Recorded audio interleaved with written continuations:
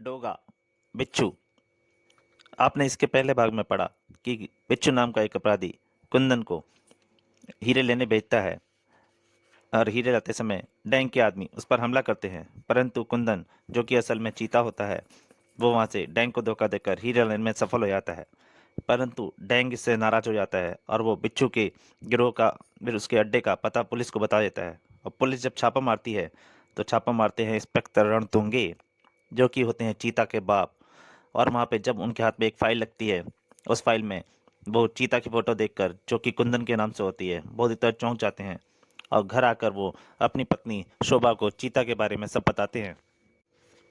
परंतु तभी बिच्छू वहाँ अपने गिरोह के साथ पहुंच जाता है और इंस्पेक्टर रणतुंगे और शोभा को मारकर वहाँ से निकल जाता है। तब वहाँ प्रवेश करती है मोनिका और अपने पिता की लाश को देखकर बुरी तरह से दुखी हो जाती है, उनको मरते हुए देखकर। और इंस्पेक्टर रणतुंगे मरते हुए उसे चीता के बारे में सब बता जाते हैं। तभी वहाँ कुंदन प्रवेश करता है, जो कि चीता होता है। तो मोनिका उससे कसम लेती है कि वो आगे से ये अपराध की जगत की सारी चीजें छोड़ देगा। और कुंदन उफ चीता बिच्छू के बारे में सारी जानकारी पुलिस को दे देता है। तो बिच्छू उससे नाराज हो जाता है और उससे बदला लेने की कसम खा लेता है। इधर मोनिका जब डोगा को ये सारी बातें बताती है तो डोगा ये सब जानकर चला जाता है। परंतु जब चीता गिरफ्तार किए हुए डैंग को उससे जानकारी लेने के लिए जेल में पहुंचता है तो उसे वहां पे डैंग की लाश मिलती है और साथ में मिलती है एक चिट्ठी। दोस्तों, यहाँ तक की कहानी आप बिच्छू के पहले भाग में पढ़ चुके हैं, अब उसके आगे। और सर, रहा सवाल कुंदन का, तो कुंदन को भी शीघ्र ही आपके सामने ला खड़ा करूंगा। सर, मुझे कुछ समय की मोहलत और दे दीजिए। No, never. सॉरी इंस्पेक्टर चीता, तुम ये भूल रहे हो कि तुम्हारे स्थान पर तुम्हारे मेकअप में एक नकली चीता और भी जेल में बंद है। तुम्हें और मोहलत देने का अर्थ है उस पर उतने दिन का अत्याचार होना। हम तुम्हें और मोहलत नहीं दे सकते। तुम्हें अब वापस जेल में जाना ही होगा इंस्पेक्टर चीता। इधर बुरी तरह भड़बड़ा दिया था दरवाजा। तो दरवाजा खोलो मोनिका। और दरवाजा खोलते ही, मोनिका। भैया, ये क्या हुआ आपको भैया? अब डैंग ने मुझे गोली मार दी है और वो तुम्हें समाप्त करने इधर ही निकल पड़ा था, इसलिए मैं सीधा वहां से यहाँ आ गया। आपको फौरन हॉस्पिटल जाना चाहिए भैया। उफ, जल्दी करो मोनिका, नीचे कार खड़ी है, मुझे हॉस्पिटल ले चलो। लेकिन भैया, वह कार आपके कहाँ कहाँ से मिली? चीनी है मोनिका, जीप तक पहुंचने का समय नहीं है मेरे पास। और कार के निकट पहुंचते ही उसने मोनिका को धक्का दिया कार के अंदर। चल रोमी, जल्दी कर, जल्दी ही, मेरे यहाँ से मांगी छोकरी। मैंने इसे क्लोरोफार्म सुंघा दिया है। आने जाने वालों ने देखा, अरे कुछ गड़बड़ लगती है। गड़बड़ लगती तो है, पर क्या, वो तो उसका भाई है। इधर गाड़ी कुछ ही दूर जा पाई थी। संभाल रोमी, कार संभाल। उफ, इस ठेले को भी बीच में अभी आना था। सड़क पर लाकर किसने खड़ा कर दिया ये ठेला? उस ठेले लाने वाले को जो था, वो समस्याओं को केवल हल नहीं करता बल्कि समाप्त करता था। तेरे नाम की गोली डैंग के पास नहीं, डोगा के पास है, नकली इंस्पेक्टर चीता।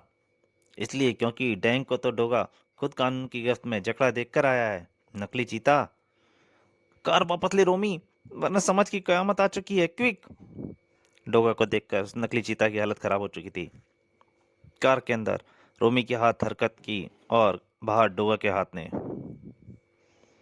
खोलता हुआ लावा छूता चला गया था रोमी के कंधे को। एक झटके से खुले कार के दरवाजे और इसी पल नकली इंस्पेक्टर चीता के रिवॉल्वर ने उगले शोले नकली इंस्पेक्टर चीता की सारी चलाई गोलियां जा घुसी थी उस लकड़ी की ठेला गाड़ी में। डोगा ने उस ठेला गाड़ी को आगे कर दिया था। इंस्पेक्टर चीता का रूप धरकर नकली अति बस्ती में तूने जो सिसकियों का गरां और विलाप का जो धुआं उड़ाया था, आज उस कप का हिसाब चुकता कर दूंगा नकली इंस्पेक्टर चीता। खुद को बेगुनाह साबित करने के लिए अभी तेरी तलाश इंस्पेक्टर चीता को भी होगी, हत्यारे। और आज तुम सब अनायासी मेरे हाथ लग गए। चीता किसी फुर्ती के साथ डोगा की मांसपेशियों को चीरता चला गया उसका चाकू। आ परंतु डोगा पर कुछ असर न हुआ। उसने उसे गर्दन से पकड़कर ऊपर तक उठा दिया। जमाने भर के जुल्मों का दर्द सड़क पर सीने में आहें और कराहटें अब छूट चुकी हैं। और उसने उसे उछाल फेंका। अब डोगा को दर्द का एहसास नहीं होता। इंस्पेक्टर नकली चीता इंस्पेक्टर ताबड़तोड़ फायरिंग करता चला गया था। तेरी लाश बिछाकर ही यहाँ से जाऊंगा डोगा। परंतु डोगा की टक्कर से उछलकर गिरा इंस्पेक्टर चीता। डोगा के हाथ से बहुत लंबे हैं कायरो, भागने ही नहीं दूंगा। सभी भागने के तैयार हो गए थे, भागो। परंतु डोगा की गोली ने एक ही झटके से टूटकर तार उन तीनों पर आ गिरा और सभी की मुंह से चीखें निकल गईं। डोगा के गन से छूट निकली एक और गोली उस तार का खंभे से संबंध विच्छेद कर दिया। इतना झटका तुम तीनों के होश उड़ा देने के लिए काफ़ी समझता हूँ मैं। सचमुच उस एक क्षण के भयानक झटके ने उन तीनों के होश छीन कर दुरुस्त कर देता था उनको। उधर मोनिका ने कार से देखा। डोगा, नकली इंस्पेक्टर चीता, तुम्हें उस झुग्गी बस्ती के लोगों का खून मुझसे बतानी होगी अपनी सच्चाई। होश आ चुका था मोनिका को भी और उसने देख लिया था डोगा को भी। और फिर डोगा, इसे एलाकर एक बहुत बड़े पाप से बचा लिया तुमने हमें। इसके कारण निर्दोष इंस्पेक्टर चीता पर जुल्म लगे और इल्जाम लगे, उसकी नौकरी छूटी। अब हम उसे सभी सब वापस दिलाएंगे। हाँ हाँ, भीड़ पूरी तरह तैयार थी। लेकिन इसे भी जिंदा नहीं छोड़ेंगे, इसे हम मार देंगे। उसके उस पर पत्थरों की बारिश शुरू हो गई थी। डोगा, ठहरो, इंस्पेक्टर चीता को निर्दोष साबित करने के लिए इसका जिंदा रहना जरूरी है। तो फिर ठीक है डोगा, हम इसे गधे पर बिठाकर खुद पुलिस कमिश्नर के हवाले साथ पास ले जाएंगे। और फिर इंस्पेक्टर चीता, नकली इंस्पेक्टर चीता पकड़ा गया है। और जानते हो उसे किसने पकड़ा है? किसने सर? डोगा ने। मोनिका, तुम? हाँ भैया, तुम्हारी बहन को उस शैतान के चंगुल से उसी ने छुड़ाया है।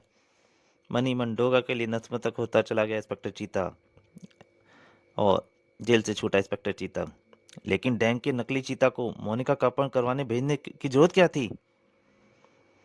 अगले ही पल उसके दिमाग में खिड़कियों में खुलते चले गए। ओ, एक ही उद्देश्य हो सकता है, नकली चीता को गिरफ्तार कराना और मुझे जेल से बाहर निकलवाना। अब केवल डेंग ही इस वक्त मुझे जेल से बाहर निकाल सकता था। अब देखना है कि मुझे जेल से बाहर निकाल कर वह अपनी कौन सी चाल चलना चाहता है। भीड़ नारे लगाई थी, इंस्पेक्टर चीता जिंदाबाद, इंस्पेक्टर चीता, पुलिस किसान, जय जयकार के असली हकदार तुम हो डोगा। और उस टंकी पे चढ़ा चीता को रिहा होते हुए देख रहा था डोगा। रिहाई मुबारक हो चीता। और उछल पड़ा अचानक वो दृश्य देखकर जिस पर शायद इंस्पेक्टर चीता के अलावा और किसी की नजर नहीं गई। उफ, वह बेकारी इंस्पेक्टर चीता को बिच्छू क्यों दिखा रहा है? डैंग, काश मुझे तेरे कोने का कुंदा होने का पहले ही पता लग जाता। डैंग को उसने अपनी जेब में कागज का एक पर्चा डालते साफ महसूस किया। इस समय मैं इसे नहीं पकड़ सकता क्योंकि इसके हाथ में बिच्छू थमा है। परंतु डोगा से कुछ भी छिपाना था। ओ, कौन है वो भिखारी? हाँ, ये तो डैंग है। मेरी निगाहें से पहचान में धोखा नहीं खा सकती। और इंस्पेक्टर सीता शायद बिच्छू के डर से इसे पहचान कर भी खामोश रहा। तब इंस्पेक्टर चीता की रिहाई से टूटी हड़ताल। इंस्पेक्टर चीता, पुलिस किसान, हम जानते थे इंस्पेक्टर चीता निर्दोष है। और फिर कमिश्नर त्रिपाठी के कक्ष में, I am proud of you my son. नहीं सर, जब तक डैंग पकड़ा नहीं जाता मैं इस सामान का हकदार नहीं हूँ।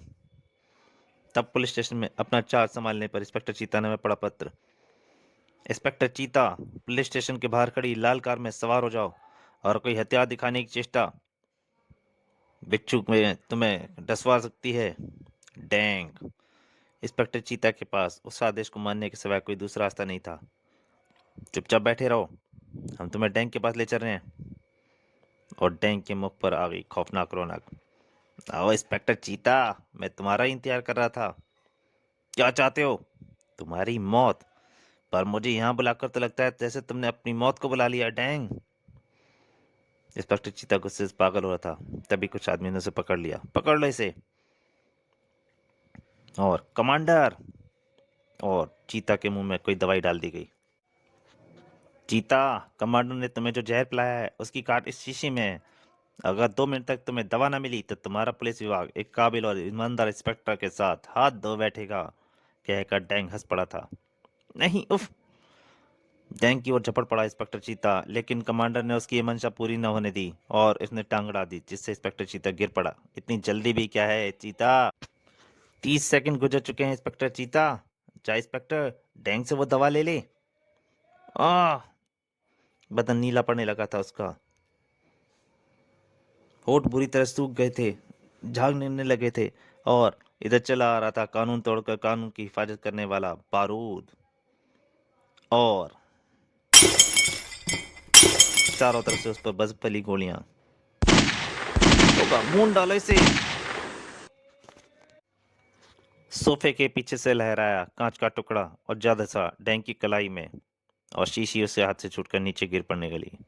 गरजती चलेगी डोगा के पलायनकारी गन। चीता की इस देश को अब अभी बहुत जरूरत है देश के गद्दारों। डोगा ने खोपड़ियां उड़ा दी थी कमांडर और उसके साथियों की। डोगा ने फर्श पर गिरकर टूटने नहीं दवा की वो शीशी और उससे पहले ही लपक लिया। और इसी पल दो गोलियां घुसी डोगे के कंधे में। और इसी पल दो गोलियां धंसी थी डोगे के कंधे में। इंस्पेक्टर चीता, यह दवा तुम तक पहुंचाने के लिए डोगा अपने पूरे बदन पर गोलियां खा सकता है। नहीं डोगा। शीशी को उसने उछाला इंस्पेक्टर चीता की ओर। और डैंग ने फुर्ती के साथ निकाली अपनी रिवॉल्वर।